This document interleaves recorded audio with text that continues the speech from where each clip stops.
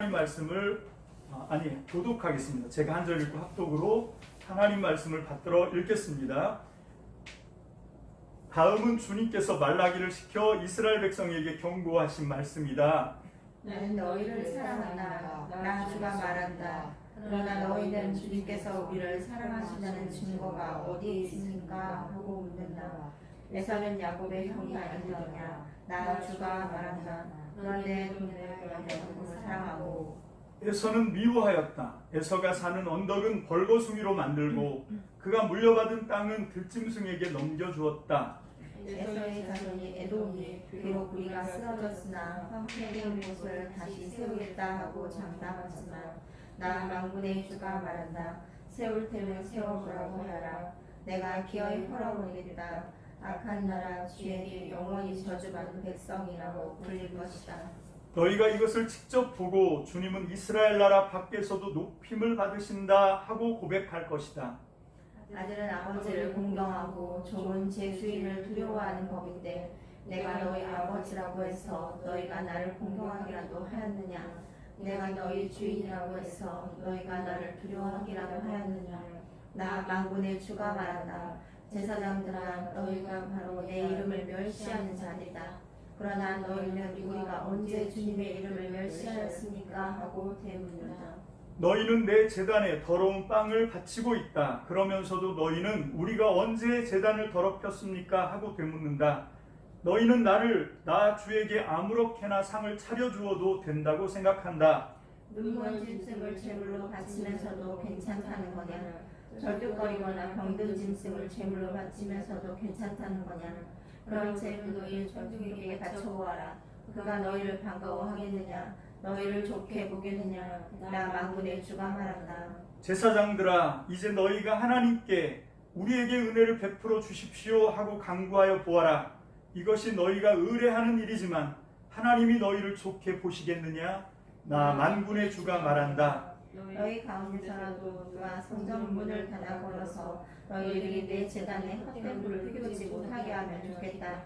나는 너희들이 싫다. 나 만군의 주가 말한다. 너희가 바치는 제물도 이제 나는 받지 않겠다. 다 함께요. 해가 뜨는 곳으로부터 해가 지는 곳까지 내 이름이 이방 민족들 가운데서 높임을 받을 것이다. 곳곳마다 사람들이 내 이름으로 분향하며 깨끗한 제물을 바칠 것이다. 내 이름이 이방 민족들 가운데서 높임을 받을 것이기 때문이다. 나 만군의 주가 말한다. 아멘. 기도합니다. 할렐루야. 사랑의 주님, 좋으신 우리 아버지 감사합니다. 오늘 시간 우리가 하나님을 예배합니다. 주님, 우리의 예배를 받으시고 아버지 하나님, 우리가 드리는 찬양을 받으시고 주여, 우리의 마음의 소원을 따라 우리가 하나님 앞에 간구하는 기도를 들어주셔서 아버지 하나님, 속히 우리 가운데 임재하여 주시고 하나님의 뜻이, 하나님의 나라가 아버지 우리의 삶에 온전히 이루어지는 축복으로 주님 은혜 허락하여 주시옵소서. 오늘 시간도 우리 주님께서 아버지 축복과 은혜로 함께하여 주실 것을 굳게 믿으며 소망하며 주님을 예배하는 우리 참미교회 모든 성도들에게 하늘의 능력과 은혜로 응답하시고 하늘의 평강으로 덮어주시고 주님 은혜 베풀어 주시옵소서. 특별히 하나님의 약속의 말씀을 더 깊이 사모하고 주의 말씀에 경청하는 오늘 이 말씀 시간에 더욱더 주님 은총과 은혜를 베풀어 주시옵소서. 감사를 드립니다. 축복합니다. 예수님의 이름으로 감사하며 기도합니다. 아멘. 할렐루야. 아멘. 사랑하는 참믿음 성도 여러분, 저는 지난 2주 동안에 하나님께서 이 연약한 종을 위로하시는 그런 위로의 말씀으로 제가 받은 그대로를 여러분들과 함께 나누었습니다. 우리는 하나님의 위로가 다 필요한 존재예요. 우리는 연약하기 때문에 주님이 해주지 않으면 마치 제 생각으로는 사막 한가운데 던져진 것 같은 거죠. 거기서는 살 길이 없습니다. 하나님의 위로는 그 사막 한가운데서 오아시스 같은 거예요. 거기가 우리의 유일한 소망이고 유일한 생명이고, 그래서 우리 인생들의 삶의 자리에는 하나님의 위로가 선택이 아니라 반드시 필요한, 해주셔도 좋고 안 해주셔도 상관없고 그런 게 아니고 정말 반드시 하나님의 위로를 날마다 받는 저와 여러분들 되시기를 주님의 이름으로 축복합니다. 저는 저뿐만 아니라 여러분도 하나님의 위로가 꼭 필요한 존재라고 그렇게 믿습니다. 아멘. 이게 그 하나님께서 이제 우리에게 위로의 말씀을 주셨는데 여러분들이 2주간의 설교를 기억하실까요? 전 여러분들의 기억력을 믿습니다. 좋은 쪽으로가 아니라 여러분들이 다 까먹었을 거라고 아주 확신합니다. 그것 때문에 제가 이렇게 설교를 아주 편안하게, 그래서 제가 살만해서 배도 좀 나오고 살도 좀 찌는 것 같다는 생각을 합니다. 그게 아니고 여러분들이 제가 한 설교를 다 기억하고 있다 그러면 어떻게 제가 살 수가 있겠어요. 그래서 하나님의 말씀이 우리가 그렇게 기억을 잘 잃어버리고 그렇게 해도 거듭거듭 하나님께서 우리에게 위로하시고 복을 주시고 또 때로는 책망하시지만 다른 길로 우리를 교훈하시는 생명의 말씀으로 우리에게 함께 하시는 주님의 은혜를 오늘 이 시간도 변함없이 은혜 베풀어 달라고 소망하면서 사모합니다. 아멘. 자, 먼저 마가복음 16장 1절과 8절을 통해서 지지난주지요. 참을 수 없는 존재의 가벼움. 이게 그 1984년도에 이 노벨 문학상을 받았던 소설 제목입니다. 그래서 우리가 이 본문 말씀을 통해서 이게 마가복음이 너무 이상하게 끝난다. 뭐냐면 제자들은 다 실패자처럼 묘사가 되고 거기 주님을 사랑하고 주님을 끝까지 쫓았던 여인들조차도 이제 주님이 죽고 나서 3일 뒤에 안식일이 지나고 그 첫날, 그러니까 요즘으로 얘기하면 주일이거든요. 주일 새벽에 예수님의 시체에 향유라도 뿌려드리고 마지막 그 예를 갖춰야 되겠다 그러고 새벽 미명에 무덤을 찾아갔다가 그냥 갔더니 무덤이 비어있는 거예요. 그 무거운 돌문, 그 돌문을 누가 굴려줄까 걱정하며 갔는데 이미 돌문은 저쪽으로 나가 떨어져 있고 무덤이 훤히 열렸는데 들어가 보니까 예수님이 누웠던 자리에 예수님께 덮어드렸던 수의만 깨끗하게 개겨 있었고 그리고 그 머리 쪽으로 흰옷을 입은 남자가 앉아 있었는데 그 남자가 하는 말이 예수님, 너희가 찾는 예수님은 부활하셨다는 거예요. 그리고 살아있을 때 너희에게 말씀하신 것처럼 갈릴리로 먼저 가셨으니까 제자들에게 가서 예수님을 따라 갈릴리로 가서 그 부활하신 주님을 만나라고 그렇게 얘기를 하잖아요. 근데 이 여자들이 거기서 그 얘기를 듣고 너무 놀라서 무서워서 소스라치게 놀라고 도망쳐가지고 자기 집 문에 들어와서 집에 들어와서 문을 걸어 잠그고 꼼짝 안 하고 벌벌 떨면서 아무에게 아무 말도 하지 않았다 그러고 끝나는 거예요. 이게 무슨 복음입니까? 이게 굿뉴스, 유앙겔리온, 좋은 소식 뭐 이런 게 복음인데 그런데 이 첫 번째 복음서인 마가복음을 보면 너무 이상해요. 묘사도 그렇고. 근데 그거는 우리가 그 로마 교회의 배경을 알면 이게 왜 복음일 수밖에 없는지를 깨닫게 된다 그랬잖아요. 왜냐하면 그때 이 마가복음서가 쓰여지고 그 복음서를 첫 번째 들었던 그 사람들은 다 뭔가 하면 64년부터 68년까지 약 4, 5년 동안 자행되었던 그 끔찍한 네로 황제의 박해 속을 뚫고 나온 사람들이에요. 그래서 그때 살아남은 사람들 거의 대부분이 이제 순교를 당했고, 그러니 그 교회가 얼마나 초상집 같겠어요. 썰렁하지요. 너무너무 쓸쓸하지요. 그전에는 꽉 찼었는데 그전에는 막 정말 찬양과 노랫소리, 기쁨의 소리, 왁자지껄하고 정말 살아있는 것 같은 그런 분위기였는데 근데 너무 쓸쓸한 거예요. 너무 썰렁한 거예요. 사람들이 내가 사랑했던 사람들을 함께 신앙생활했던 동료들이 어디론가 다 그때 그 사람들은 다 이제 순교를 당한 거겠죠. 그렇게 죽고 이제 살아남은 사람들조차도 설상가상으로 어떻게 살아남았냐면 목숨을 구걸하기 위해서 믿음을 변절한 거예요. 예수 안 믿겠다고 그렇게 선언하고 배신하고 믿음을 포기하고 그리고 자기 목숨을 건지고 살아남은 거지. 그러니까 얼마나 죄책감, 수치감, 부끄럽겠습니까? 고개를 못 드는 거예요. 그런 사람들에게 지금 마가복음서가 얘기하고 있는 겁니다. 우리는 모르지만 이 로마교회 성도들은 거기에 나오는 베드로부터 시작해서 예수님의 12 제자들 그리고 예수님을 사랑하고 쫓아갔던 그 수많은 정말 믿음의 영웅들, 그 여인들 다 알고 있거든요. 여러분 지금 이 마가복음의 기록은 주후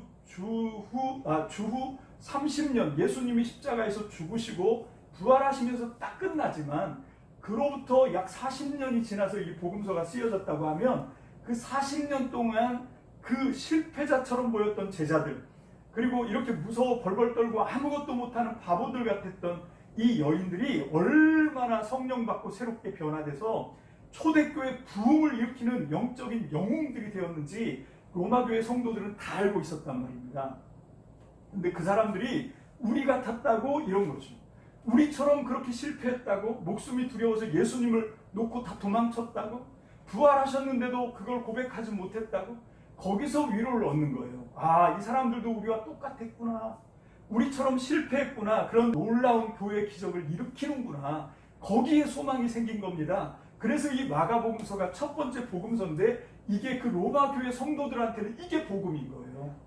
똑같은 맥락에서 지난주에는 제가 창세기 1장 1절로 3절을 통해서 바로 그 깊음과 깊음, 정말 얼마나 깊은지 절망이, 얼마나 깊은지 그 고통이, 그 슬픔이 얼마나 지독한지 도저히 회복될 것 같지 않은 그 깊음은 깊음을 부르는 그 상황에, 그 깊음 위에 하나님의 영이 그 인간의 모든 좌절, 절망, 실패를 성령께서 끌어안으니까 거기서 폭발적으로 하나님의 창조, 빛이 있으라 라고 하시는 하나님의 새 역사가 시작되더라는 거죠. 여러분, 지금 우리의 상황과 똑같다는 겁니다.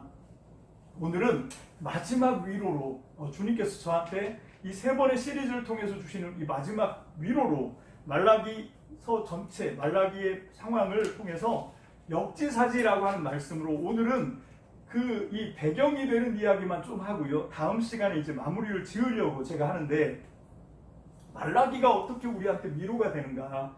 오늘 우리가 이 말씀을 통해서 하나님의 위로를, 저와 여러분들에게 주시는 하나님의 위로를 정말 살아있는 위로로 받으시는 축복이 저와 여러분들에게 있어지게 되시길 주님의 이름으로 축원합니다.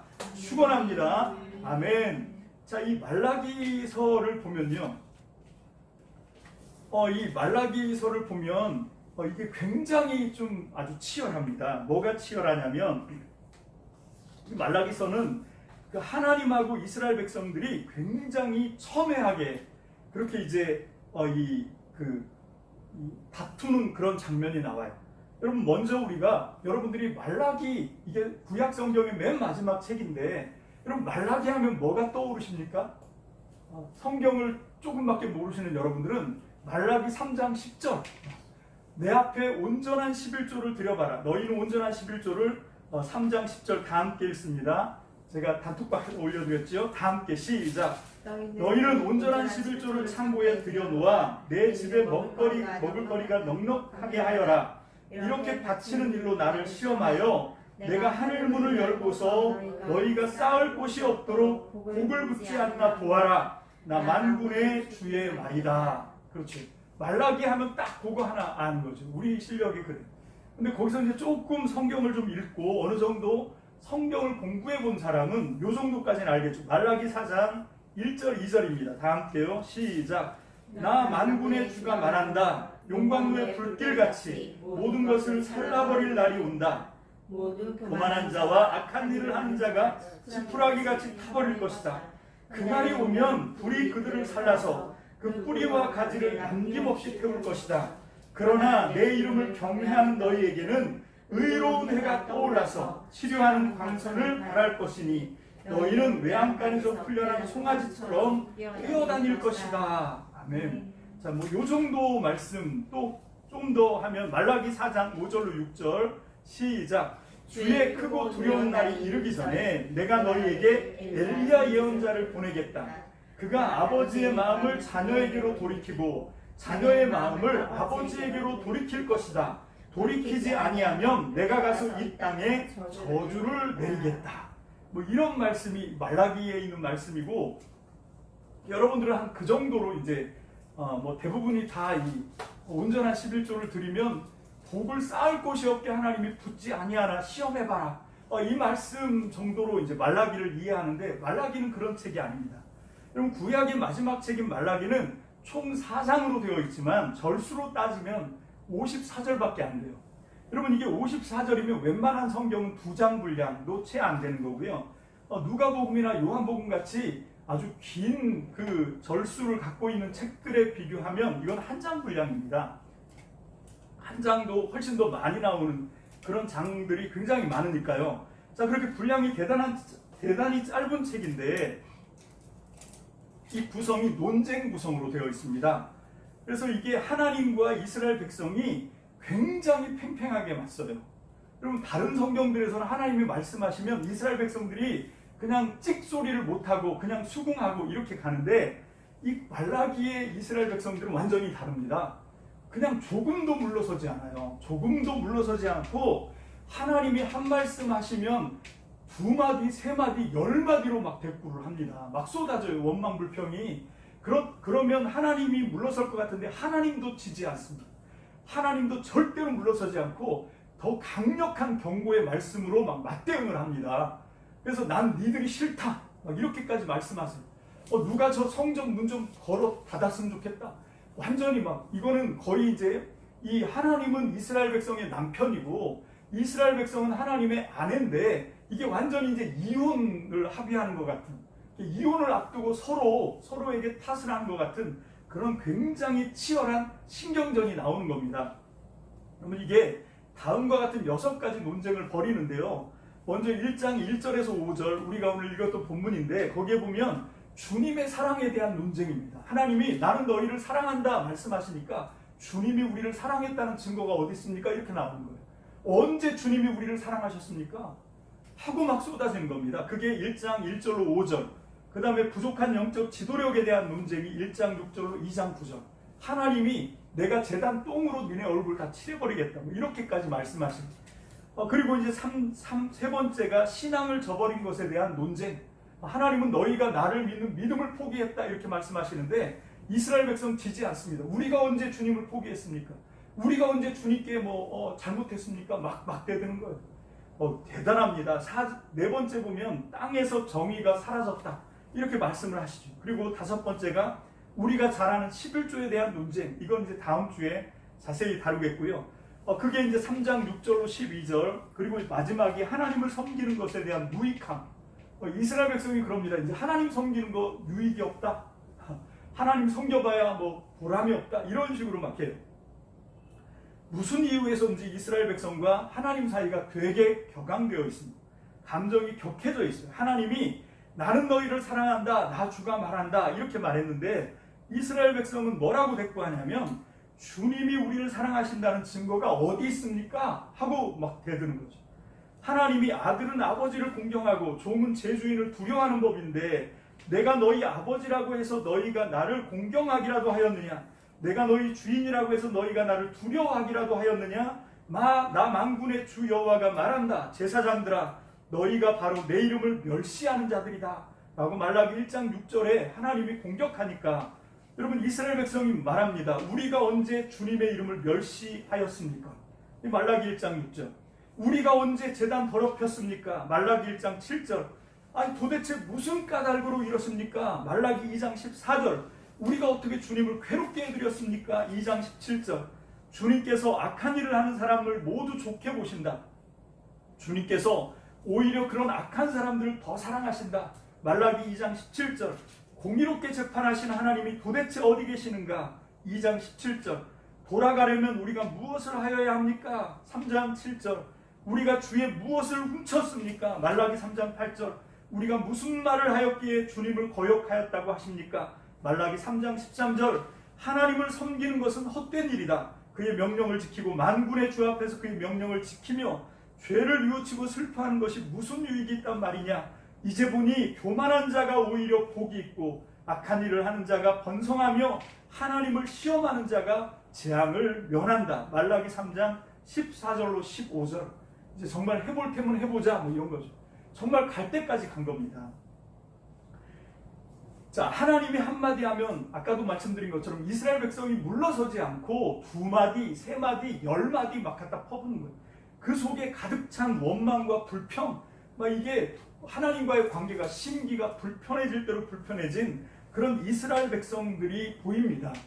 여러분 거의 대부분 이 말라기를 설교하시는 설교자들은 전부 하나님 편에서 이 본문들을 가지고 설교를 합니다. 아마 제가 생각할 때 제가 최초가 아닐까 싶은데 저는 오늘 이 설교를 이스라엘 백성 편에 서서 이스라엘 백성의 입장에서 한번 생각해 보려고 합니다. 그럼 왜 이런 일이 벌어졌는가? 그걸 알려면 그 이스라엘의 역사에 대해서 우리가 좀 짚어봐야 돼요. 여러분 우리가 아는 바대로 남유다가 주전 587년에 멸망을 당합니다. 그때 성전도 한때 파괴가 되거든요. 자, 그리고 나서 이제 바벨론의 포로로 끌려가죠. 북이스라엘은 그거보다 한 134년 전에 이미 722년에 멸망을 당했고요. 그래서 이제 남유다든 북이스라엘은 하나님이 약속했던 약속의 땅에 들어갔던 이스라엘 백성들은 이제 남김없이 거기서 다 쫓겨나는 그런 신세가 되고 말았습니다. 자, 거기서 이제 70년 포로로 끌려가서 포로 생활을 어렵사리 견디면서 그 70년 세월이면 거기서 어느 정도 삶의 기반을 털을 닦았거든요. 그래서 거기서 있었는데 539년에 페르시아가 바벨론을 무너뜨립니다.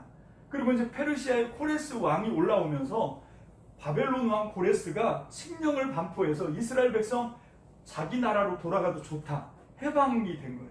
그래서 주전 538년에 1차로 귀환하면서 이제 이스라엘 백성들이 3차에 걸쳐서 포로에서 돌아오기 시작하는 거예요. 그렇게 돌아와서 이제 털을 닦으면서 이 사람들이 맨 처음에 생각했던 게 뭐냐면 두 가지죠. 첫 번째는 영적으로 하나님의 성전을 다시 재건해서 다시 건축해서 그 성전을 중심으로 이스라엘 나라 야훼를 섬기는 그 신앙의 부흥을 꿈꿨습니다. 그리고 또 한편으로는 이제 맨바닥에서 다시 시작하는 거죠. 포로에서 돌아와서 삶의 기반을 닦고 털을 닦아서 살만한 현실적인 문제를 해결하려고 이 두 가지를 하려고 하는데, 두 번째에 대해서는 아무도 방해를 안 해요. 그렇죠. 먹고 살아야 되니까 삶의 기반을 잡고 털을 닦겠다는데 누가 뭐라 그러겠어요. 근데 문제는 첫 번째 시도입니다. 이 영적으로 재건하고 부흥하려고 하니까 아람 나라 그리고 위에 있는 사마리아, 거기 사마리아 사람들은 이제 다 다른 데로 흩어졌고요. 다른 데서 이상한 잡족들이 온 거예요. 그래서 유대인들은 사마리아 사람을 사람으로 취급을 안 했죠. 개라고 생각을 했습니다.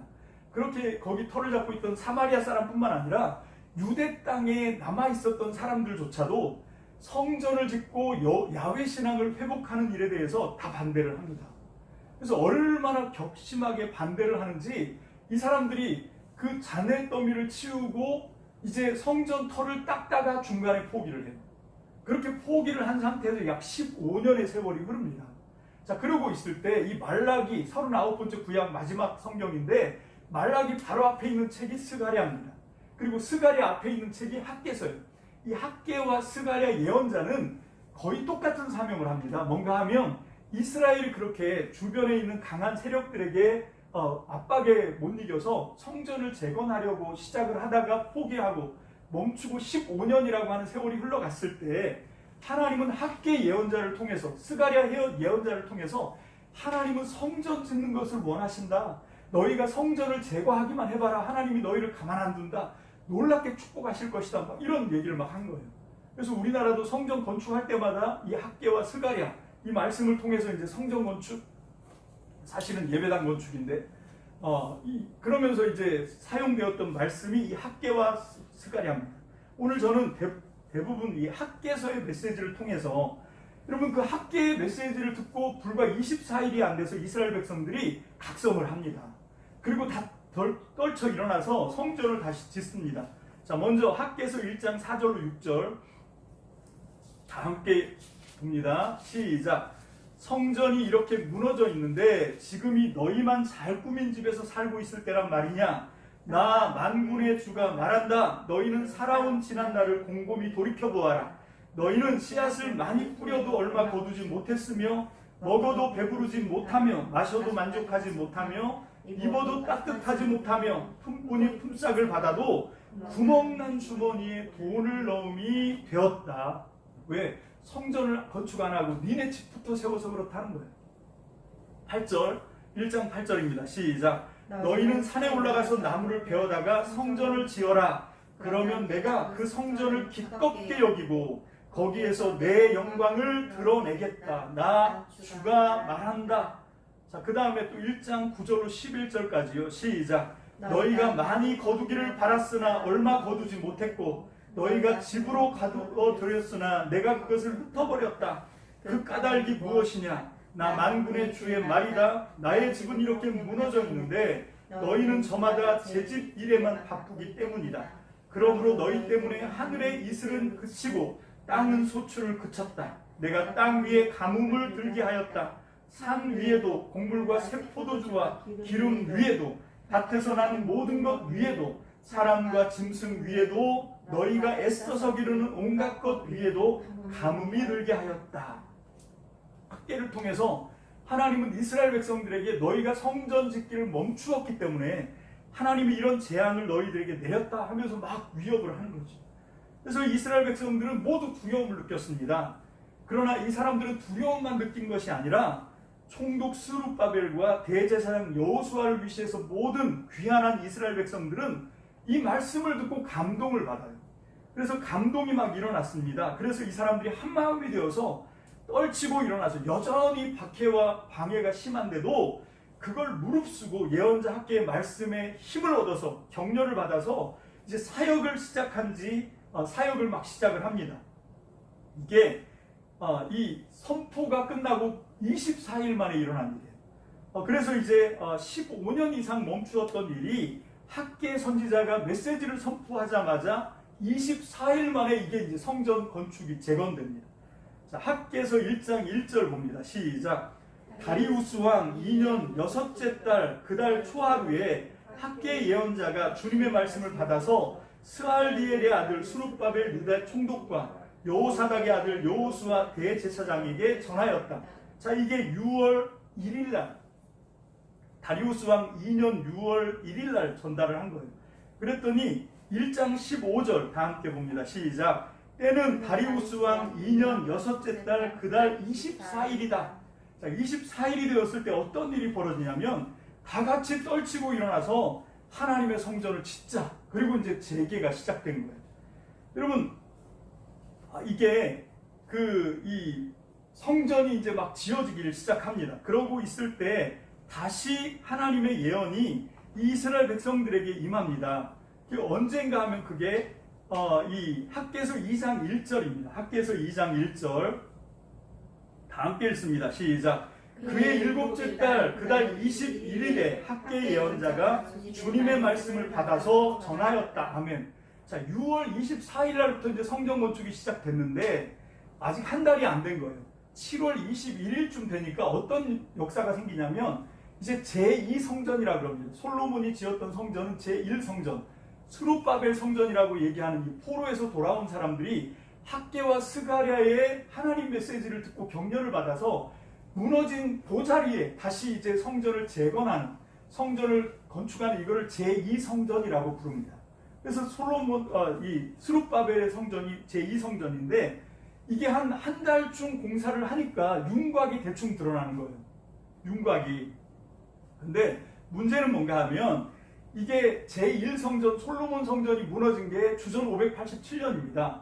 근데 지금 이때가 언제냐면 다리우스 왕 2년이 언젠가는 520년이에요. 주전 520년. 그러니까 한 67년 만에 성전이 이제 다시 세워집니다. 바벨론의 포로로 끌려갔다가 돌아온 사람 가운데 여러분 68세, 70세 되는 노인들이 있었어요. 이분들은 첫 번째 무너졌던 솔로몬 성전의 영광을 본 사람들입니다. 그 솔로몬이 지었던 그 의리의리한 성전을 봤던 사람들이 이제 한 달 공사를 해서 스룹바벨 성전이 윤곽을 나타내기 시작하니까 실망하기 시작하는 거예요. 왜 안 그렇겠습니까? 여러분, 이렇게 비교가 안 될 정도로 너무 초라한 거예요. 제2성전이. 여러분, 솔로몬 성전은 금으로 번쩍번쩍했습니다. 사이즈도 엄청 컸어요. 근데 이 제2성전 스룹바벨 성전은요, 왜 안 그렇겠어요? 포로에서 돌아온 사람들이 자기 살기도 힘든데 마른 행주 쥐어짜듯 죽을 힘을 다해서 헌신을 했지만 그 사람들의 여력은 거기까지밖에 안 돼요. 그래서 사이즈도 작고 나무로 지으니까 볼품이 없었습니다. 그러니까 사람들이 막 땅을 치면서 통곡하기까지 해요. 너무 실망스러워서 이게 하나님의 성전이란 말이냐, 개가 보고 웃겠다 막 이러면서 막 한탄을 한 거죠. 그때 바로 이 학계서 2장 1절 7월 21일 날 하나님이 학계를 통해서 위로의 말씀을 주시는 겁니다. 어떤 말씀인가? 2장 3절 보겠습니다. 2장 3절 시작. 너희 남은 사람들 가운데 그 옛날 찬란하던 그 성전을 본 사람이 있느냐? 이제 이 성전이 너희에게 어떻게 보이느냐? 이것이 너희 눈에는 하찮게 보일 것이다. 이해한다는 겁니다. 그렇지만 하나님이 그 제2성전을 기껍게 받아주신다는 2장 6절로 9절입니다. 시작. 만군의 주가 말한다. 머지않아서 내가 다시 하늘과 땅, 바다와 물을 뒤흔들어 놓겠다. 또 내가 모든 민족을 뒤흔들어 놓겠다. 그때 모든 민족의 보화가 이리로 모일 것이다. 내가 이 성전을 보물로 가득 채우겠다. 나 만군의 주가 말한다. 은도 나의 것이요 금도 나의 것이다. 나 만군의 주의 말이다. 그 옛날 찬란한 그 성전보다는 지금 짓는 이 성전이 더욱 찬란하게 될 것이다. 나 만군의 주가 말한다. 내가 바로 이곳에 평화가 깃들게 하겠다. 나 만군의 주의 말이다. 여러분, 이게 다리오 왕 2년 7월 21일 날 학계를 통해서 하나님이 하신 말씀. 이전에 그 솔로몬 성전보다 지금 제2성전이 훨씬 더 영화롭게 될 것이다. 내가 영광을 받을 거다.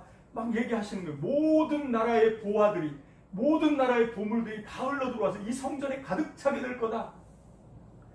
내가 이곳을 정말 만군의 평화가 깃드는 곳이 되게 하겠다.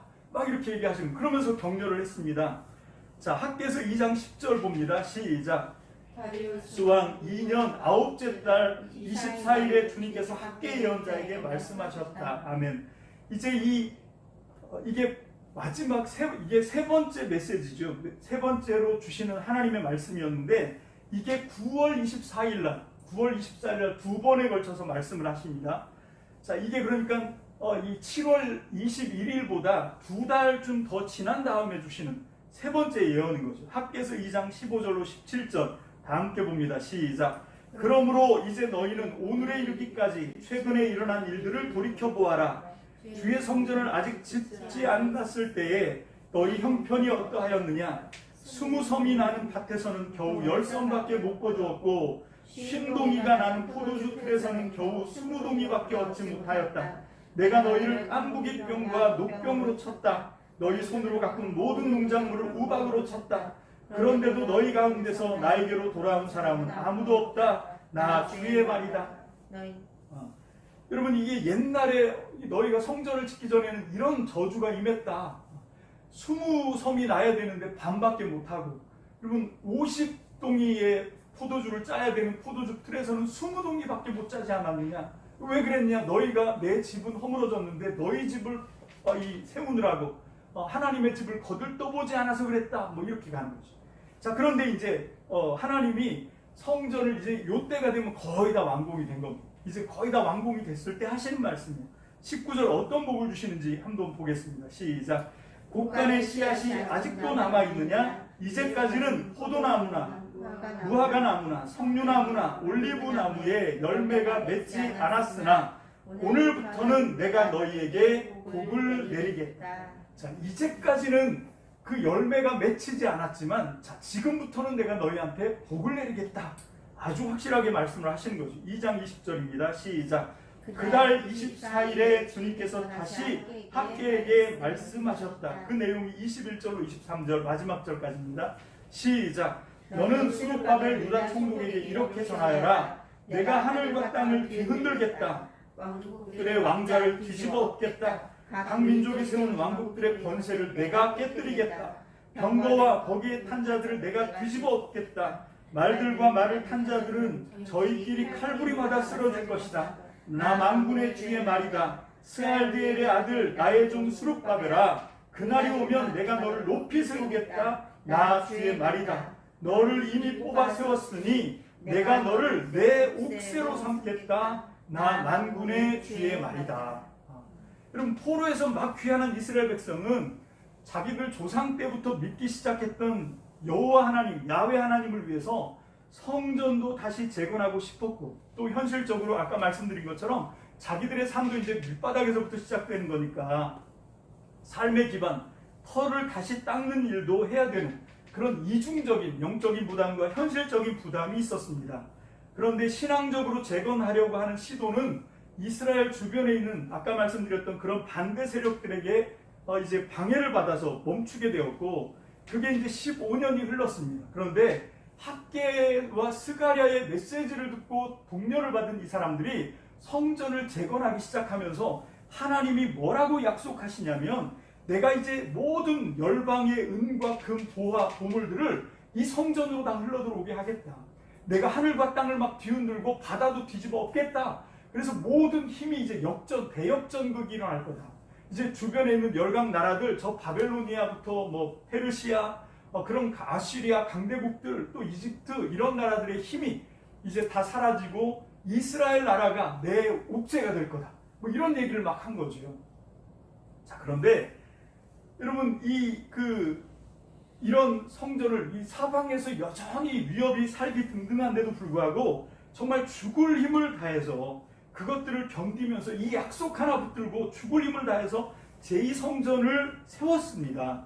세웠는데 하나님이 학개를 통해서 약속하신 말씀이 하나라도 이루어진 게 있나? 역사를 통해서 보면 제가 볼 때는 단 하나도 없어요. 단 하나도 없습니다. 정말 무슨 은근 보화가 흘러들어와서 성전에 가득 찬 일도 없고요. 여전히 외세는 강해서 페르시아가 끝나니까 헬라 제국이 들어왔고 로마가 들어왔고 이 사람들은 500년이 넘도록 계속 압박만 당했습니다. 계속 후타를 당했습니다. 그러니 이 사람들이 하나님한테 감정이 상할 수밖에 없는 거죠. 여러분, 이 사람들이 하나님한테 이 원망과 불평이 일어났다, 마음이 상했다, 삐쳤다 이 정도로 표현할 수가 없어요. 요즘 애들 말로 빡이 도는 겁니다. 요즘 애들이 그래서 빡쳤다고. 정말 이스라엘 백성들이 하나님에 대해서 완전히 정말 마음이 상할 대로 상한 거예요. 마음이 상할 대로 상했고 가슴이 원망불평으로 터질 것 같았습니다. 그러니까 하나님이 한마디 하면 10마디 하는 거예요. 막 대드는 겁니다. 하나님이 내가 너희 사랑한다. 언제 하나님 우리 사랑하셨습니까? 우리 사랑한 증거 있습니까? 한번 내놔 보십시오. 이렇게 나옵니다. 우리가 하나님께 순종 안 한 게 뭐가 있습니까? 우리 죽을 힘을 다해서 이 제2성전 지었습니다. 하나님 약속하신 거 하나라도 지킨 거 있습니까? 이게 말라기서에 나오는 이스라엘 백성들의 절규예요. 이게 말라기서에 나오는 이스라엘 백성들의 원망 불평입니다. 근데 그거를 놀랍게 하나님의 성령이 그 내용을 하나도 삭제하지 않고 하나도 변경하지 않고 그대로 하나님의 말씀에 기록해 놓았다는 사실입니다. 여러분, 이게 진짜인 거예요. 여러분, 이 이스라엘 백성들의 원망과 불평, 하나님 우리한테 약속 지킨 거 있습니까? 그랬더니 하나님이 직접 사람이 돼서 오신 거예요.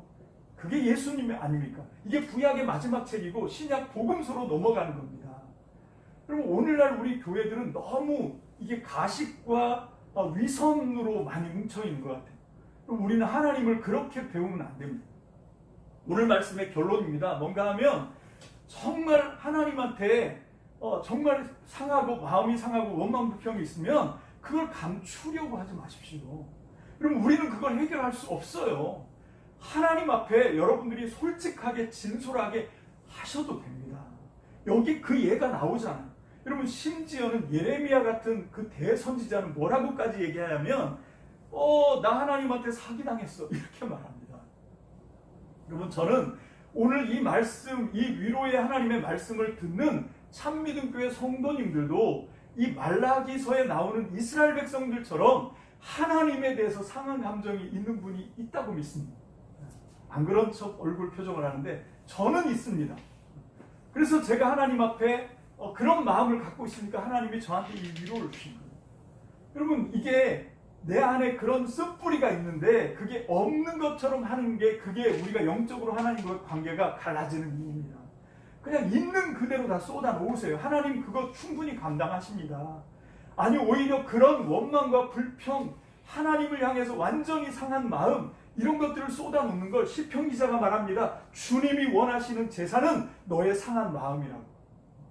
너의 상한 마음을 하나님 앞에 그대로 쏟아 놓는 거예요. 하나님, 나 하나님 때문에 이렇게 마음이 상했어. 여러분, 예레미야가 어떤 식으로 하나님께 상한 마음을 쏟아놓는지 예레미야 20장 7절입니다. 다 함께 봅니다. 시작. 주님께서 나를 속이셨으므로 내가 주님께 속았습니다. 주님께서는 나보다 더 강하셔서 나를 이기셨으므로 내가 조롱거리가 되니 사람들이 날마다 나를 조롱합니다. 여러분, 내가 주님한테 완전히 당했다는 거죠. 주님한테 완전히 속아 넘어갔습니다. 막 이렇게 얘기하는 거예요. 그럼 이런 게 상한 심령입니다.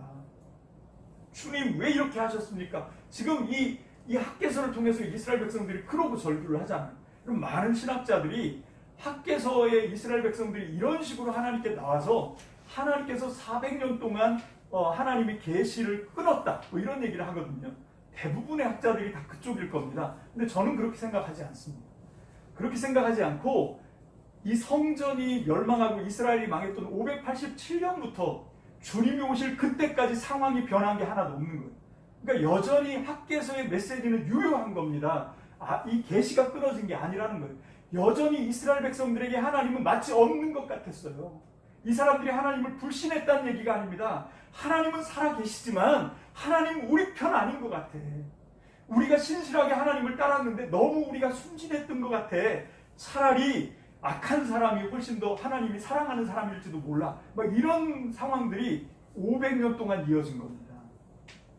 그럼 우리는요, 겨우 35년 일제한테 압제를 당한 것도 지금까지 아파하잖아요. 그런데 이 사람들은요, 나라 없이 600년이 흘러간 겁니다. 그런데도 하나님이 이스라엘 백성들을 거들떠보지 않은 것 같은 상황들이 됐는데 이 사람들이 어떻게 이런 말을 안 할 수가 있어요? 하나님이 우리를 사랑하신다는 증거 어디 있습니까? 있으면 내놔보십시오. 아주 얘기하자. 그럼 우리도 좀 하나님 앞에 이렇게 이스라엘 백성들이 그렇게 했을 때 우리 하나님이 응답으로 예수님을 보내주신 거거든요. 그럼 우리도 하나님 앞에 상한 마음이 있으면 감추거나 왜곡시키지 말라는 겁니다. 그럼 가면 쓰지 말라는 거예요. 위선 떨지 말라는 겁니다. 우리는 그렇게 젠틀한 사람들이 아니에요. 우리는 그렇게 실력 있는 사람들이 아닙니다. 그냥 아프면 아프다고 얘기하는 거죠. 힘들면 힘들다고 얘기하는 겁니다. 여러분, 우리가 그걸 못하고 그냥 형식적으로 종교적인 가면을 쓰고 거룩거룩 뭐 하나님은 전능하시고 좋으시고 감사하고 이런 말을 하면 내 속은 지금 썩어 문드러지는데, 그럼 그건 마치 뭐와 같으냐면, 여러분 이게 갓난 아기가 막 태어나면요 똥 오줌 못 가리잖아요. 기저귀에 똥 싸고 오줌 싸놓고 그거를 부끄러워하는 것과 똑같습니다. 아기가 무슨 그런 체면을 차립니까? 어쩔 수 없는 거잖아요. 여러분 그런 것처럼 우리가 지금 영적으로 하나님 품에 안긴 존재예요. 그러면 어떻게 해야 되냐면 주님한테 우리가 그 있는 모습 그대로를 쏟아내는 거죠. 그냥 드러내는 겁니다. 그게 주님을 정말 주님으로 인정하는 겁니다. 이제 오늘은 1탄입니다. 중요한 결론은 다음 주 주일 예배 때 진짜 성전이 뭔지, 진짜 이 학개서가 말씀하고 있는 말라기서가 말씀하고 있는 이 약속이 어떻게 성취되는 것인지 그 예수 그리스도를 통해서 그런 것들을 우리가 살펴볼 건데, 그 전 단계로 여러분 이 말라기에 나와 있는 이스라엘 백성들의 그 원망과 불평, 이것도 우리가 없는 것처럼 뭉개면 안 됩니다. 여러분 성경이 분명히 그걸 기록하고 있어요. 그것도 어마어마하게 많이. 하나님이 한마디 하시면 2마디, 3마디, 10마디로 받아쳤던 그 이스라엘 백성들이 왜 그럴 수밖에 없었는지, 왜 이렇게 비명을 지르고 왜 이렇게 신음을 쏟아낼 수밖에 없었는지, 그걸 우리의 상황과 빗대어서 여기서 우리가 하나님의 위로가 무엇인지를 확실하게, 적실하게 발견하게 되시길 주님의 이름으로 축복합니다. 그럼 그럴 때 하나님의 위로가 저와 여러분들의 것이 될 줄로 믿습니다. 기도합시다.